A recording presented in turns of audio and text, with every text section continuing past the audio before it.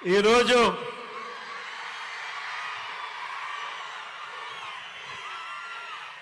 మన విజయవాడను చూస్తా ఉంటే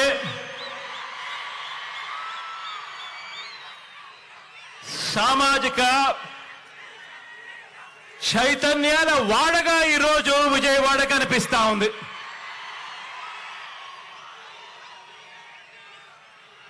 భారత రత్న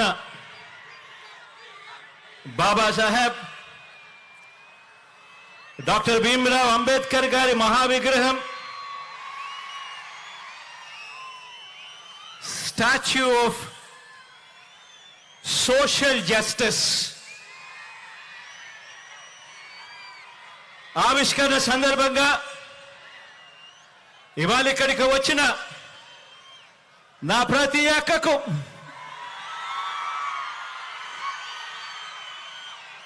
నా ప్రతి చెల్లెమ్మకు, ప్రతి అవ్వకు, ప్రతి తాతకు, ప్రతి సోదరుడికి, ప్రతి స్నేహితుడికి, మొత్తం దళిత జాతికి, బహుజనులకు రాజ్యాంగాన్ని, ప్రజాస్వామ్యాన్ని ప్రేమించే ప్రతి గుండెకు ఈరోజు మీ జగన్ అభినందనలు తెలియజేస్తా ఉన్నాడు ఈ వేదికపై నుంచి.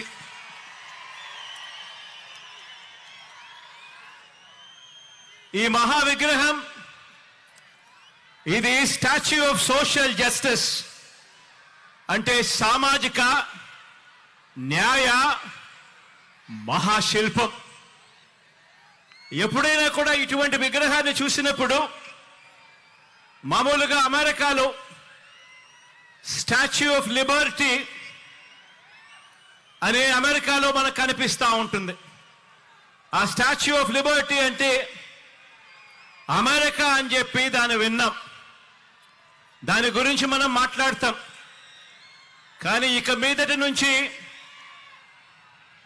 స్టాచ్యూ ఆఫ్ సోషల్ జస్టిస్ అంటే ఇక నుంచి ఇండియాలో విజయవాడ అని చెప్పి ఇక మీదటి నుంచి మారుమోగుతుంది.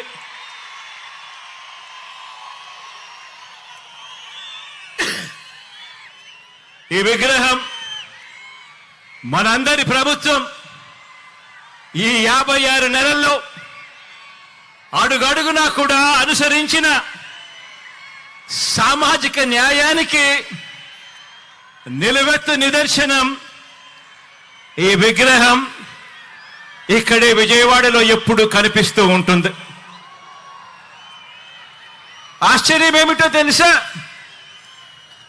అంబేద్కర్ గారు జన్మించి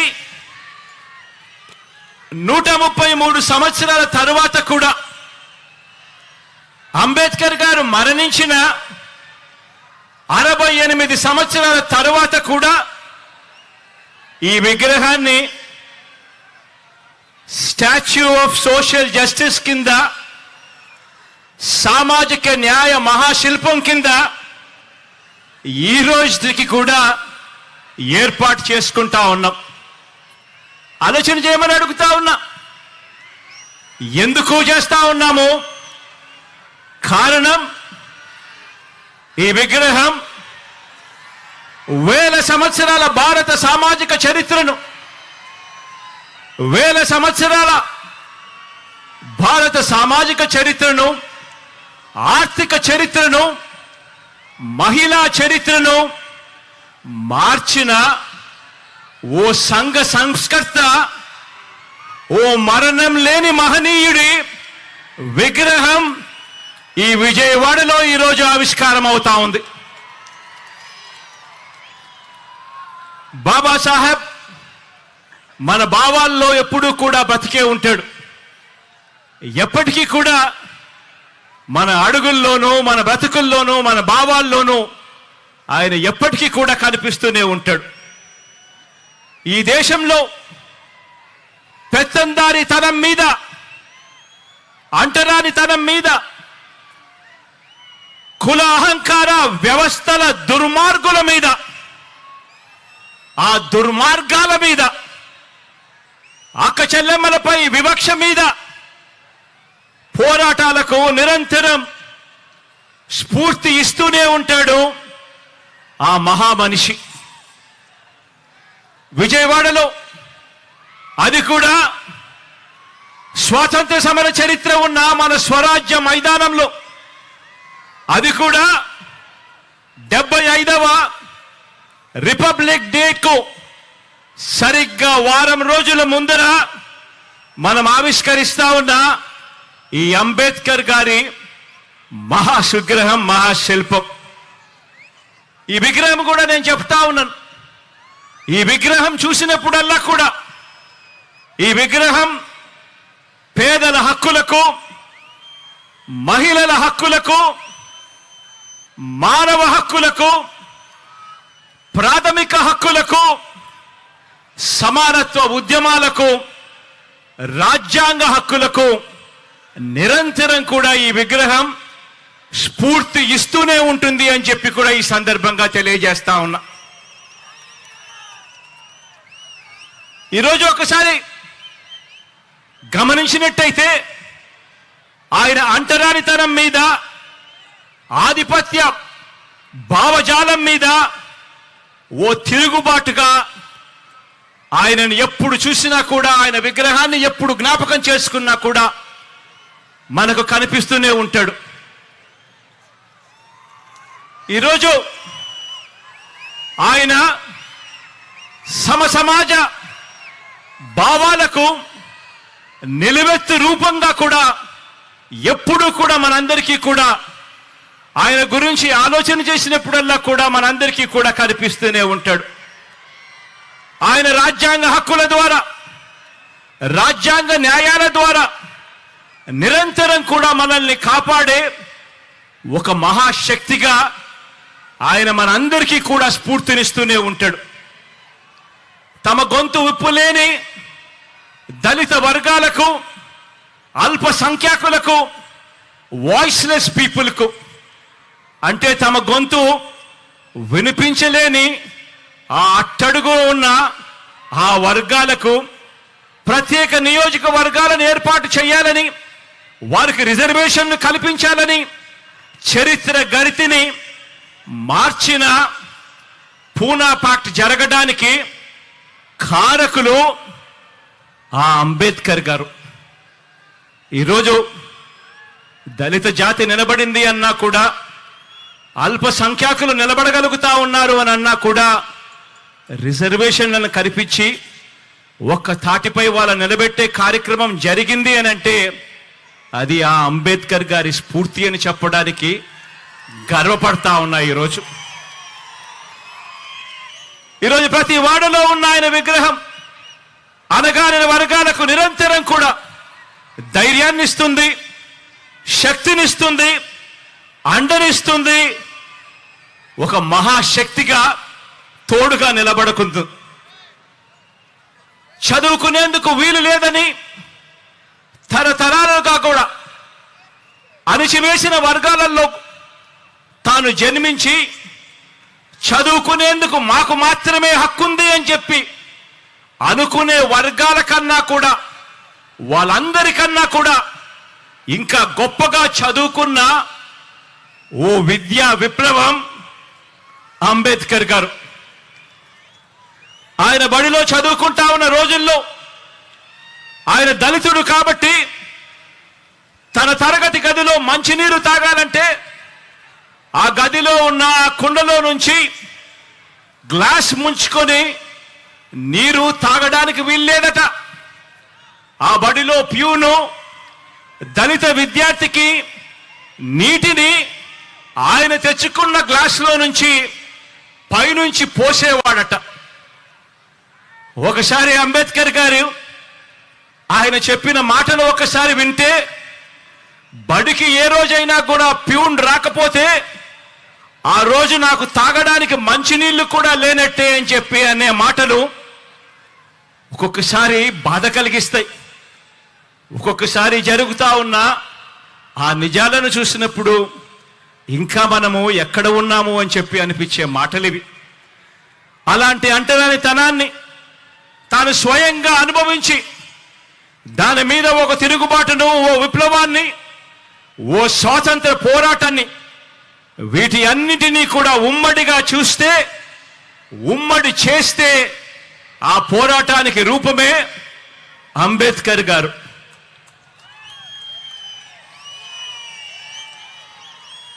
అటువంటి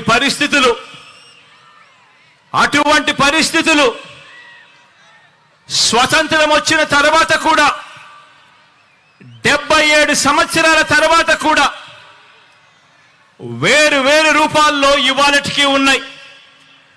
అంటరానితనం రూపం మార్చుకుంది అంతే.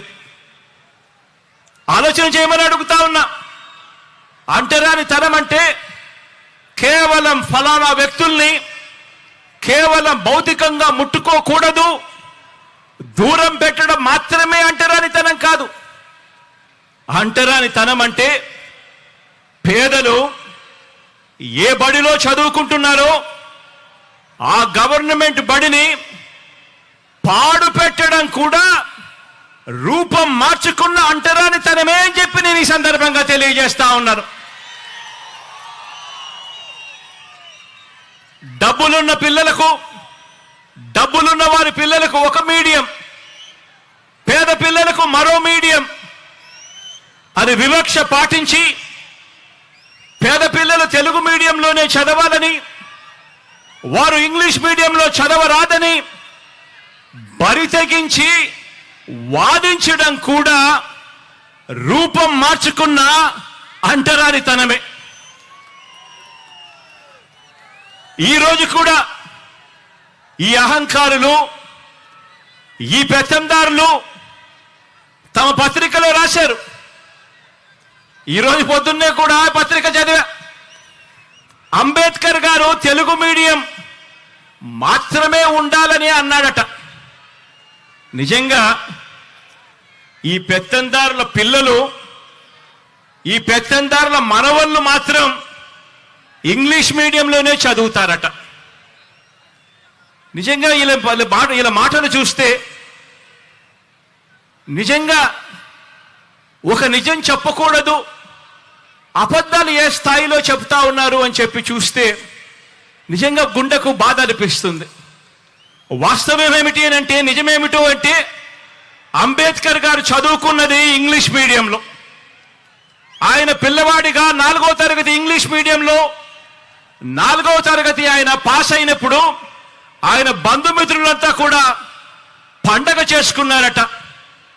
కానీ ఈ పెత్తందారుల పత్రిక, ఆ ఈనాడు పత్రిక, కానీ ఆ పత్రిక ముసుగులో తాము పాటించే ఈ అంటరానితనాన్ని, అబద్ధాలతో అందమైన మేకప్ వేయాలనుకున్న ఇలాంటి దుర్మార్గులు, ఇలాంటి నీచులు మన దళితులకు, మన బహుజనులకు వ్యతిరేకులు, చివరికి చరిత్ర కూడా ఇలాంటి వాళ్ళు వక్రీకరిస్తూ రాతలు రాస్తా ఉన్నారు అనంటే ఏ స్థాయికి నిజంగా పాత్రికేయం పడిపోయింది అని చెప్పి ఆలోచన చేయమని కోరుతా ఉన్నా.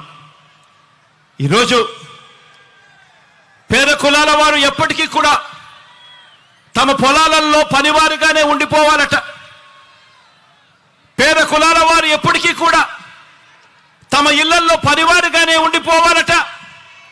తమకు సేవకులుగా ఉండిపోవాలట. చిన్న చిన్న వృత్తులు, చిన్న చిన్న వ్యాపారాలు మాత్రమే వాళ్ళు చేసుకోవాలట. తమ అవసరాలు తీర్చే వారిగా మాత్రమే వాళ్ళు మిగిలిపోవాలట. ఇలాంటి ఆలోచనలు కూడా రూపం మార్చుకున్న అంటరానితనమే. పేదలు ఏ హాస్పిటల్లోకి వైద్యం చేయించుకుంటున్నారో ఆ గవర్నమెంట్ హాస్పిటళ్లలో ఎక్కడైతే పేదలకు ఉచితంగా వైద్యం అందుతా ఉందో అటువంటి హాస్పిటల్ కూడా నీరుగార్చడం, పేదలు ఏ బస్సుల్లో అయితే ఎక్కుతున్నారో ఆ ఆర్టీసీని కూడా ప్రైవేట్కు అమ్మేయాలని అనుకోవడం, ఇవన్నీ కూడా రూపం మార్చుకున్న అంటరానితనమే. ఏ పౌర సేవ కావాలన్నా కూడా, ఏ పథకం పేదవాడికి కావాలన్నా కూడా ఆ పేదలు లంచాలు ఇచ్చుకుంటూ వివక్షకు లోనవుతూ కార్యాలయాల చుట్టూ తిరుగుతూ జన్మభూమి కమిటీల చుట్టూ తిరిగేలా వారి సహనాన్ని పరీక్షించడం కూడా రూపం మార్చుకున్న అంటరానితనమే.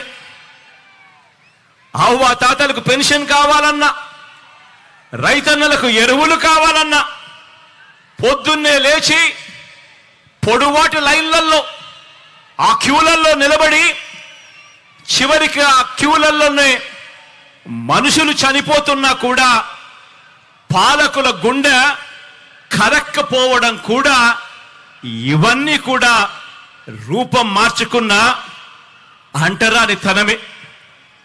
ఈ అంటరానితనంలో పేదల మీద పెత్తందారి భావజాలంలో ఇవన్నీ కూడా భాగాలే. ఎస్సీల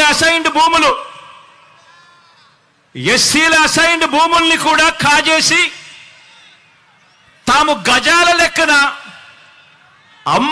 అమ్ముకోవాలనుకున్న రియల్ ఎస్టేట్ రాజధానిలో పేద సామాజిక వర్గాలకు చోటు లేకుండా తాము మాత్రమే ఒక కోట కట్టుకోవాలన్న కుతంత్రాలు చేయడం కూడా రూపం మార్చుకున్న అంటరానితనమే.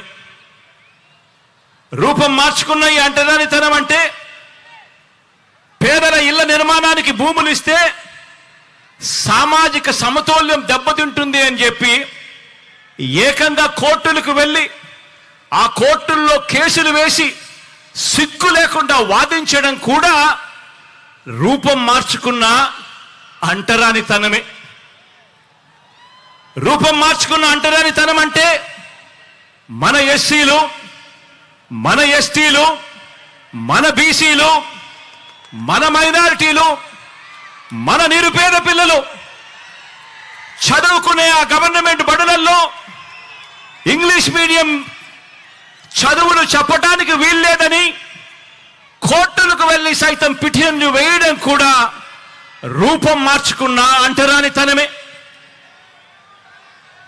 ఆ పేద వర్గాల పిల్లలకు ట్యాబులు ఇస్తే అందులో వారు చూడకూడనివి చూస్తున్నారంటూ వాళ్ళ పిల్లల చేతుల్లో కూడా సెల్ ఫోన్లు ఉన్నాయని, ట్యాబులు ఉన్నాయి అన్న విషయాన్ని ఉద్దేశపూర్వకంగా కూడా మర్చిపోతూ డిజిటల్ లిటరసీని మన పేద పిల్లలకు ఇవ్వటానికి వీల్లేదని చెప్పి కుట్రపూరితంగా రాతలు రాయడం, వాదించడం కూడా రూపం మార్చుకున్న అంటరానితనమే.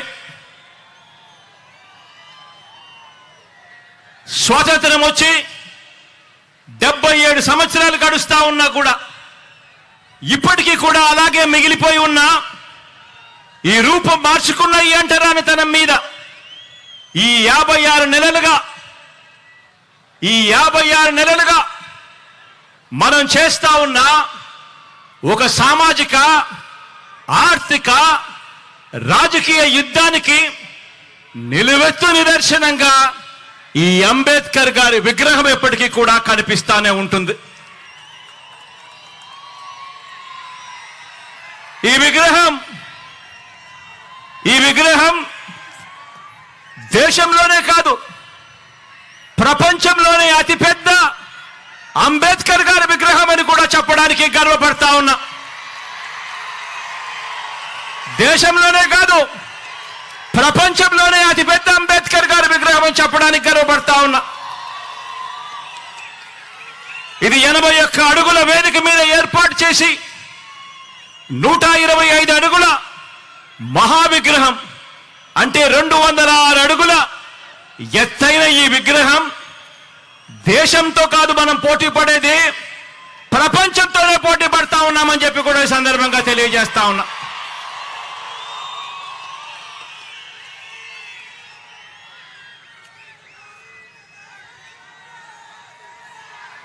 తరతరాలు కూడా ఈ ఆకాశమంతటి మహానుభావుడి, ఈ ఆకాశమంతటి వ్యక్తిత్వాన్ని గుర్తు చేసుకోవాలి. ప్రతి పిల్లాడు, ప్రతి పాప కూడా ఆయన జీవిత చరిత్ర నుంచి స్ఫూర్తిని తెచ్చుకోవాలి. ఎందుకంటే అభివృద్ధికి అభ్యుదయానికి మధ్య అవినాభావ సంబంధం అంబేద్కర్ గారి భావజాలం. ఇలాంటి భావజాలం మన పెత్తందారులకు మాత్రం నచ్చదు. పెత్తందారులు అంటే ఎవరో మీ అందరికీ బాగా ఈ పాటికి అర్థమై ఉంటుంది అనుకుంటా ఉన్నాను.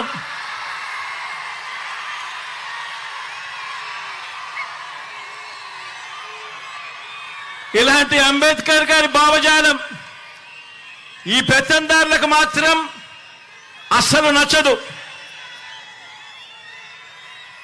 దళితులకు చంద్రబాబు నాయుడు గారు సెంట్ భూమిని ఇళ్ల నిర్మాణానికి ఇచ్చింది లేదు, అంబేద్కర్ గారి విగ్రహం నిర్మించింది అంతకన్నా కూడా లేదు.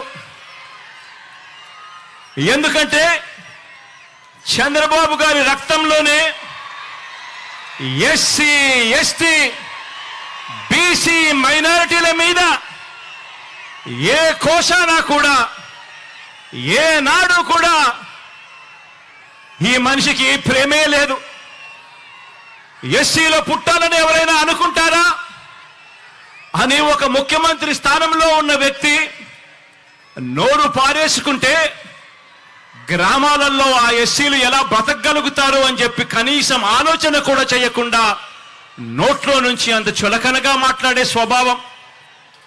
బీసీల తోకలు కత్తిరిస్తా ఖబర్దార్ అన్న వ్యక్తి, పేద సామాజిక వర్గాలంటే గిట్టని ఈ వ్యక్తి మన మాదిరిగా ఈ పేద అక్క చెల్లెమ్మలు బాగుండాలి, ఈ పేద కుటుంబాలు బాగుండాలి అని ఏకంగా 31 లక్షల ఇళ్ల పట్టాలు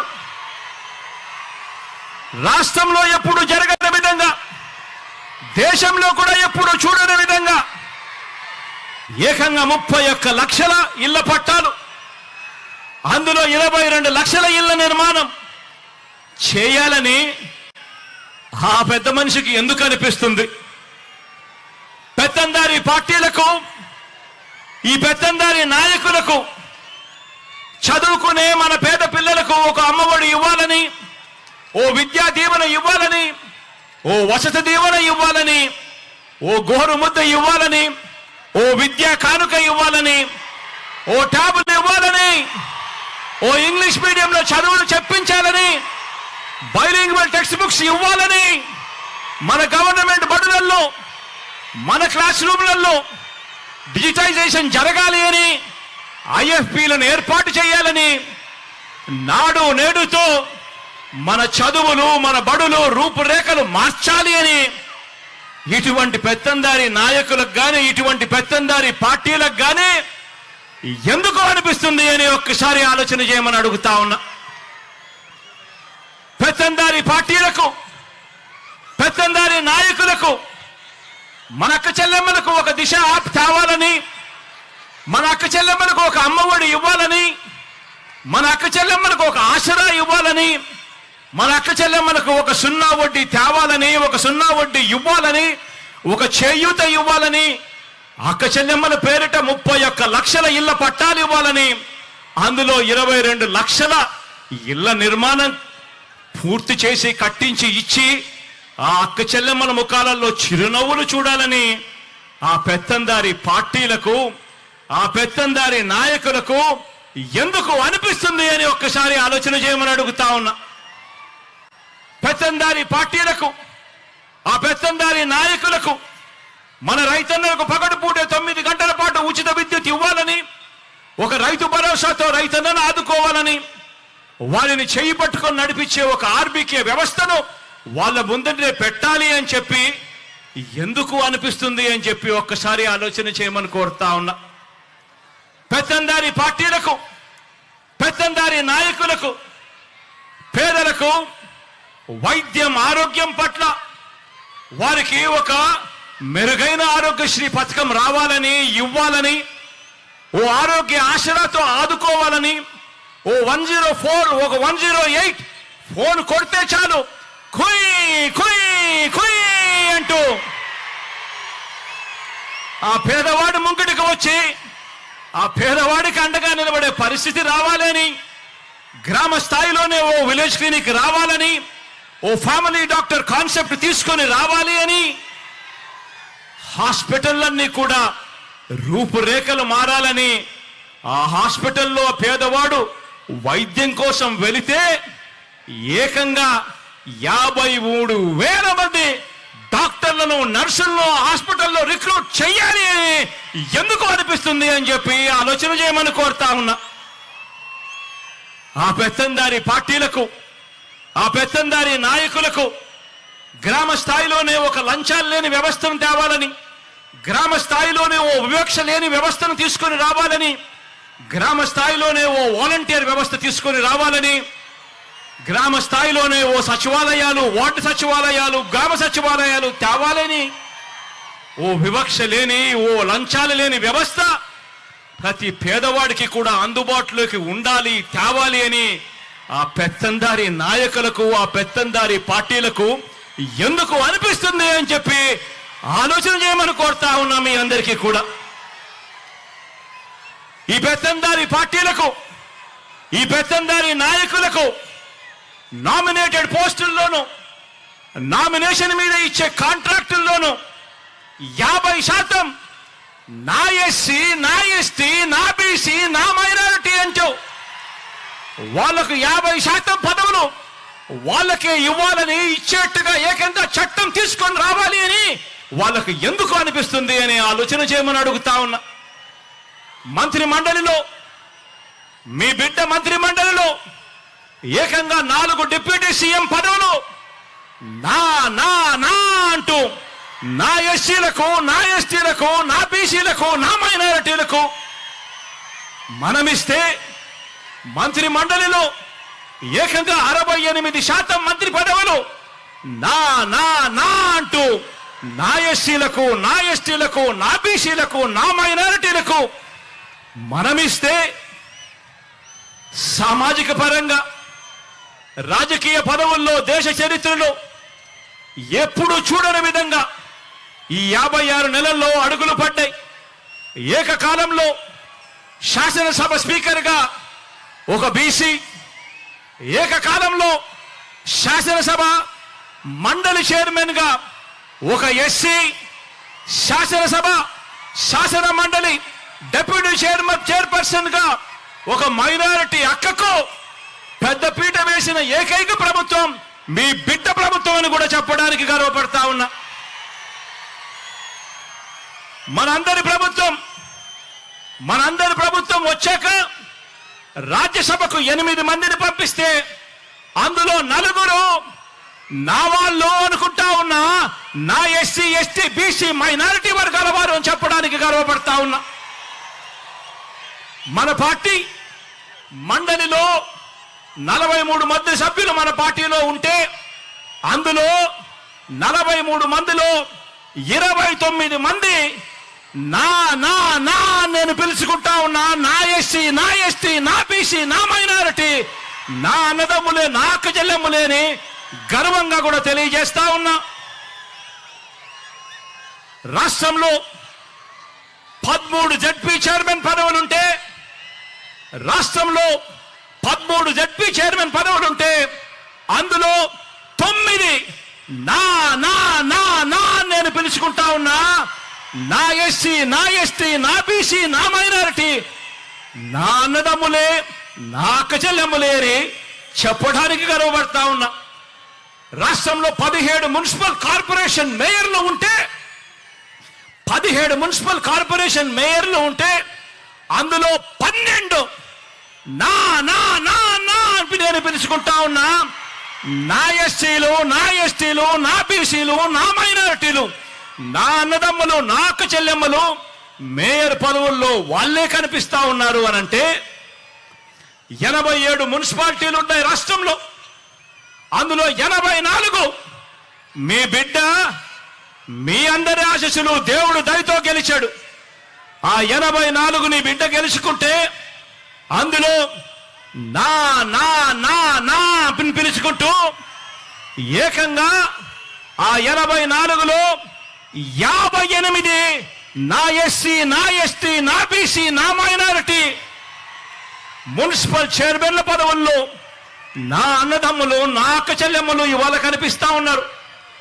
196 మార్కెట్ కమిటీ చైర్మన్లు ఉంటే అందులో 117 ఏకంగా నా నా నా నా అని చెప్పి నేను పిలుచుకునే నా ఎస్సీ, నా ఎస్టీ, నా బీసీ, నా మైనారిటీ అన్నదమ్ములు, అక్క చెల్లెమ్మలే ఉన్నారు. 137 కార్పొరేషన్ చైర్మన్ పదవులు ఉంటే అందులో 79 నా ఎస్సీ, నా ఎస్టీ, నా బీసీ, నా మైనారిటీ అని చెప్పి ఆప్యాయంగా నేను పిలుచుకునే నా అన్నదమ్ములు, నా అక్క చెల్లెమ్మలే ఇవాళ అక్కడ కనిపిస్తా ఉన్నారు. మొత్తంగా రాజకీయ నియామకాలు పదవుల్లో సగానికి పైగా రాజకీయ పదవుల్లో సగానికి పైగా ఎవరున్నారో తెలుసా? నా అక్క చెల్లెమ్మలు ఉన్నారు అని గర్వంగా కూడా చెప్తా ఉన్నా. ఈరోజు నా అక్క చెల్లెమ్మలు ఇవాళ పదవుల్లో ఉన్నారు అని గర్వంగా చెప్పగలుగుతా ఉన్నాను. మన ప్రభుత్వం అధికారంలోకి వచ్చిన తర్వాత ఈ 56 నెలల కాలంలో ఏకంగా 2,10,000 పైచిలకు గవర్నమెంట్ ఉద్యోగాలు మీ బిడ్డ ప్రభుత్వం ఇస్తే ఈ 2,10,000 గవర్నమెంట్ ఉద్యోగాలలో ఏకంగా 80% నా ఎస్సీ, నా ఎస్టీ, నా బీసీ, నా మైనారిటీ, నా చెల్లెమ్మలు, నా తమ్ముళ్ళే ఈరోజు ఉద్యోగాల్లో ఉన్నారు అని చెప్పడానికి గర్వపడతా ఉన్నా. ఇలాంటి సామాజిక న్యాయం మనందరి ప్రభుత్వంలో కాకుండా మరెక్కడైనా చూసారా అని చెప్పి నేను అడుగుతా ఉన్నాను ఇదే వేదికపై నుంచి. ఈరోజు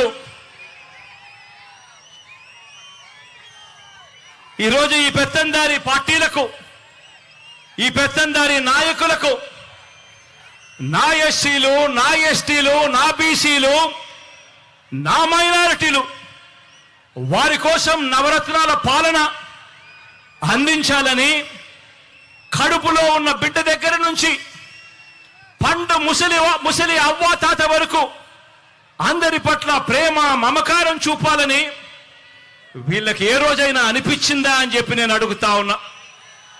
మీ బిడ్డ పాలనలో ఈ 56 నెలల కాలంలో 2,47,000 కోట్ల రూపాయలు నేరుగా మీ బిడ్డను బటన్ నొక్కుతున్నాడు. నా అక్క చెల్లెమ్మల కుటుంబాల ఖాతాల్లోకి నేరుగా డబ్బులు పోతా ఉన్నాయి. ఎక్కడా లంచాలు లేవు, ఎక్కడా వివక్ష లేదు. మరి రాష్ట్రాన్ని దోచుకునేందుకు మాత్రమే రాష్ట్రంలో పదవులు కావాలి అని చెప్పి ఆకాంక్షిస్తా ఉన్న ఈ పెత్తందారి పార్టీలకు, ఈ పెత్తందారి నాయకులకు ఏ రోజైనా కూడా ఇలాంటి వాళ్లకు ఇలా బటన్ నొక్కితే 2,47,000 కోట్లు పేద అక్క చెల్లెమ్మలకు పోయే పరిస్థితి ఉంటుంది. ఇలాంటి కార్యక్రమం చేయగలుగుతాము అని చెప్పి ఏ రోజైనా అనిపించిందా అని చెప్పి ఒక్కసారి ఆలోచన చేయమని కోరుతా ఉన్నా. ఇవన్నీ కూడా సామాజిక న్యాయాన్ని అందించడంలో విప్లవంగా పుట్టిన వ్యవస్థలు. ఈరోజు గ్రామ స్థాయిలో చిక్కటి చిరునవ్వుతో మన పిల్లలు కనిపిస్తారు. సచివాలయంలో మన గ్రామంలోనే ప్రతి 2,000 జనాభాకు ఒక సచివాలయం, ప్రతి 50 నుంచి 60 ఇళ్లకు ఒక వాలంటీర్. చిక్కటి చిరునవ్వుతో, లంచాలు లేకుండా, వివక్ష లేకుండా ప్రతి అక్క చెల్లెమ్మను, ప్రతి పేదవాడిని, ప్రతి రైతన్నను చెయ్యి పట్టుకుని నడిపిస్తూ ఈరోజు గ్రామ స్వరాజ్యం అంటే ఇది, అంబేద్కర్ గారి కలలు కన్న రాజ్యం ఇది అని చెప్పి ఏకంగా ఆ పిల్లలు, ఆ చెల్లెమ్మలు, ఆ తమ్ముళ్ళు ఈరోజు గ్రామ స్వరాజ్యం అంటే ఇది అని చెప్పి దేశానికే చూపిస్తా ఉన్నారు. ఇవన్నీ కూడా సామాజిక న్యాయాన్ని అందించడంలో విప్లవంగా పుట్టిన వ్యవస్థలు. కాబట్టే మనం ఆచరించిన విధానాలకు ప్రతీకగా ఈ సామాజిక న్యాయ మహాశిల్పం అనే దాన్ని ఈరోజు మనం నిర్మించుకున్నాం. ఈరోజు మనం ఆవిష్కరణ కూడా చేస్తా ఉన్నాము అని ఇవాళ గర్వంగా చెప్తా ఉన్నాను.